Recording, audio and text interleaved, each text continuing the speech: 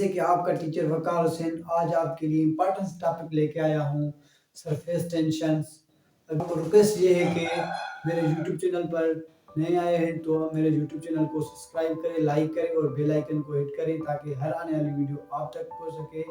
अभी चलते हैं कॉन्सेप्ट की तरफ कि सरफेस टेंशन का कॉन्सेप्ट क्या है। Force acting on per unit length on a surface of a liquid is called surface tensions। ऐसा फोर्स जो किसी भी सरफेस पर फोर्स अप्लाई हो रहा है उस फोर्स को कहते हैं सरफेस टेंशन। कैसे, अभी एक शक्ल ड्राई करते हैं कि एक कंटेनर है। ये क्या है? एक कंटेनर है, इसमें पानी के मॉलिक्यूल्स हैं, ऐसे ऐसे एक पानी के मॉलिक्यूल्स हैं।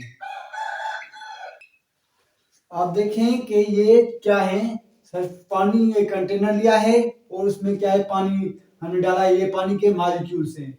हम देखेंगे कि जब भी बीच वाले पानी का मॉलिक्यूल को लेते हैं, ये बीच वाला मॉलिक्यूल को, तो इसमें देखें कि इसमें नेट फोर्स कितना है।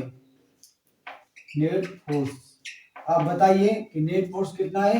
मैं बता रहा हूँ, इसमें देखें कि ये फोर्स यहाँ लग रहा है और ये फोर्स यहाँ लग रहा है और ये फोर्स यहाँ लग रहा है और ये फोर्स यहाँ लग रहा है, तो ये क्या हो जाता है, कैंसिल हो जाता है।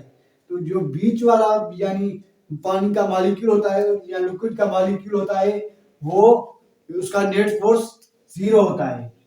अभी देखेंगे कि ये भी इसमें 0 हो जाते हैं। जो सरफेस वाला होता है ना, वो भी यहाँ जो लग रहा है और इसका यहाँ लग रहा है, ये दोनों तो 0 हो जाते हैं, लेकिन इस पर नीचे फोर्स लगती है, वहां नहीं है कोई मॉलिक्यूल, तो ये नीचे फोर्स लग रही है। इस फोर्स को बोलते हैं सरफेस टेंशन।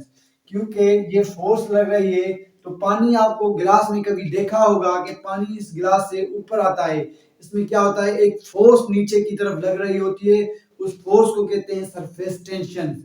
ये फोर्स की वजह से ही पानी ऊपर, थोड़ा गिलास से ऊपर होता है तो पानी नीचे नहीं गिरता।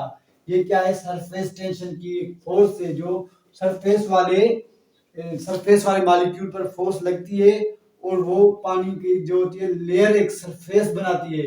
आपने कभी ऐसे जो गीत वगैरह देखे होंगे कि वो पानी पर बैठते हैं, वो नीचे नहीं गिरते, क्योंकि इस पर सरफेस बनती है, एक सरफेस बनती है इस पर, ये इसका फोर्स लगता है और फोर्स होने की वजह से एक सरफेस बन जाती है पानी की, तो इसकी वजह से ये सरफेस होता है।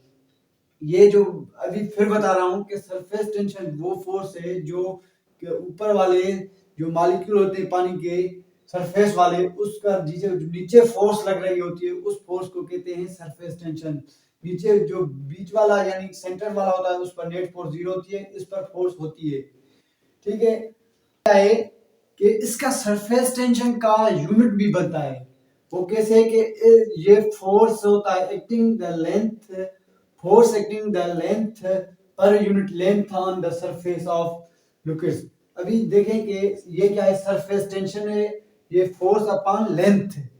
फोर्स का यूनिट क्या है, आपको पता है कि न्यूटन, और लेंथ का क्या है, मीटर।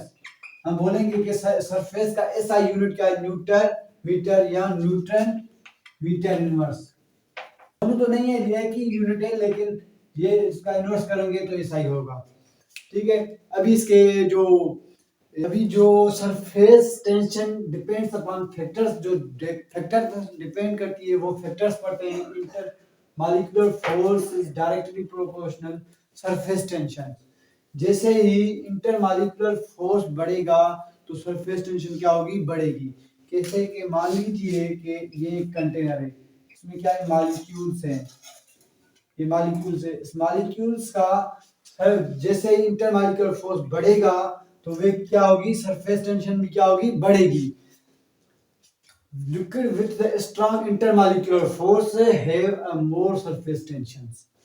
अभी बढ़ते हैं टेम्परेचर की तरफ। टेम्परेचर से इनवर्सली प्रोपोर्शनल है। इनवर्स क्यों होती है, देखें कि आप किसी भी लिक्विड्स को टेम्परेचर देंगे कि उसके इंटरमॉलिक्यूलर फोर्स कम हो जाएंगे जैसे ही, तो उसका क्या होगा, सरफेस टेंशन कम हो जाएगा। तो इसलिए आप बोलेंगे कि टेम्परेचर से क्या है इनवर्स इन्फ्लुएंस, जितना टेम्परेचर बढ़ेगा उतना सरफेस टेंशन क्या होगी, कम होगी। अभी ये तो सारा लेक्चर्स आपको समझ आ चुका होगा। आपसे रिक्वेस्ट ये है कि मेरे यूट्यूब चैनल को सब्सक्राइब करें, लाइक करें और बेल आइकन को हिट करें ताकि हर आने वाली वीडियो आप तक पहुंच सके। आप इसलिए मुझे देंगे इजाजत, इंशाल्लाह दूसरे लेक्चर में मिलेंगे।